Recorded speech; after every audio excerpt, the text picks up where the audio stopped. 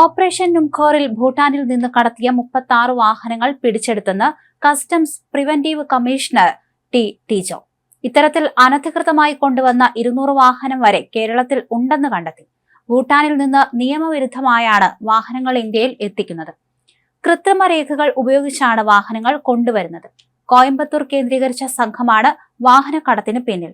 ഭൂട്ടാനിൽ നിന്നുള്ള വാഹന ഇറക്കുമതിയിലെ ക്രമക്കേടുകളാണ് കമ്മീഷണർ വിശദീകരിച്ചത്. ട്രാൻസ്ഫർ ഓഫ് റെസിഡൻസ് വഴി മാത്രമേ വാഹനങ്ങൾ ഇന്ത്യയിലേക്ക് കൊണ്ടുവരാൻ കഴിയുകയുള്ളൂ. 160% ഡ്യൂട്ടി അടയ്ക്കണം. അമേരിക്കൻ എംബസിയുടെ വ്യാജരേഖകൾ ഉണ്ടാക്കി വാഹനം കടത്തി.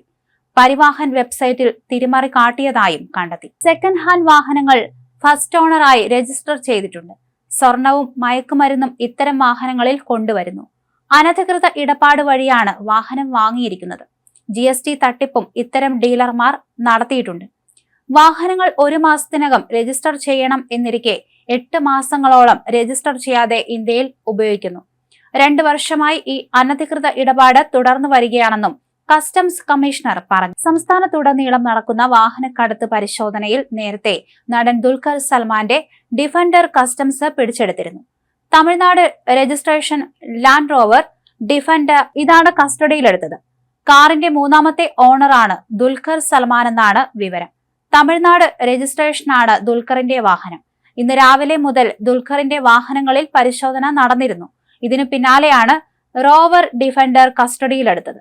നടൻ മമ്മൂട്ടിയുടെ പനമ്പള്ളി നഗറിലെ ഗ്യാരേജിലും കസ്റ്റംസ് പരിശോധന നടന്നു. നടൻ പൃഥ്വിരാജ് സുകുമാരൻ ഉൾപ്പെടെയുള്ള മറ്റ് സിനിമാ താരങ്ങളുടെയും വ്യവസായികളുടെയും വീടുകളിലും പരിശോധന നടന്നു വരുന്നുണ്ട്. പൃഥ്വിരാജിന്റെ വാഹനം പിടിച്ചെടുത്തിട്ടില്ല. നടൻ അമിത് ചക്കാലക്കലിന്റെ 2 ലാൻഡ് ക്രൂസർ കാറുകൾ കസ്റ്റംസ് അധികൃതർ പിടിച്ചെടുത്തിട്ടുണ്ട്.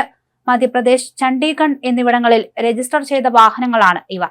കേസിന്റെ ഭാഗമായി കസ്റ്റംസ് നടത്തുന്ന പരിശോധനകൾക്കിടയിലാണ് നടപടി. പിടിച്ചെടുത്ത വാഹനങ്ങളുടെ ഉടമകൾ നേരിട്ട് ഹാജരാകേണ്ടി വരും. ദുൽഖർ സൽമാനും അമിത് ചക്കാലക്കലും ഹാജരായി രേഖകൾ സഹിതം വിശദീകരിക്കണം.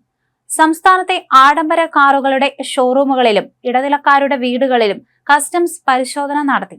ഇറക്കുമതി തീരുവ വെട്ടിച്ച് ഭൂട്ടാനിൽ നിന്ന് വാഹനങ്ങൾ കേരളത്തിൽ എത്തിച്ച് ഉയർന്ന വിലയ്ക്ക് വിൽക്കുന്നതായി കസ്റ്റംസിന് രഹസ്യ വിവരം കിട്ടിയിരുന്നു. 1 ലക്ഷം രൂപയ്ക്ക് വാങ്ങുന്ന വാഹനങ്ങൾ കേരളത്തിൽ എത്തിച്ച് 10 ലക്ഷം രൂപ വരെ ഈടാക്കിയാണ് ഇടനിലക്കാർ വിറ്റഴിച്ചിരുന്നത്. ഷിംല റൂറൽ എന്ന RTOയ്ക്ക് കീഴിലാണ് ഇത്തരം വാഹനങ്ങൾ രജിസ്റ്റർ ചെയ്യുന്നതെന്നും കണ്ടെത്തി. 3 ലക്ഷത്തിനും 5 ലക്ഷത്തിനും ഇടയിൽ വില കാണിച്ചാണ് ഇവ ഇന്ത്യയിലേക്ക് കൊണ്ടുവന്നിരുന്നത്. ഇന്ത്യൻ വാഹനങ്ങളായി രജിസ്റ്റർ ചെയ്ത ശേഷം കേരളത്തിൽ വിൽപ്പന നടത്തുന്നതായി അന്വേഷണത്തിൽ കണ്ടെത്തിയിരുന്നു.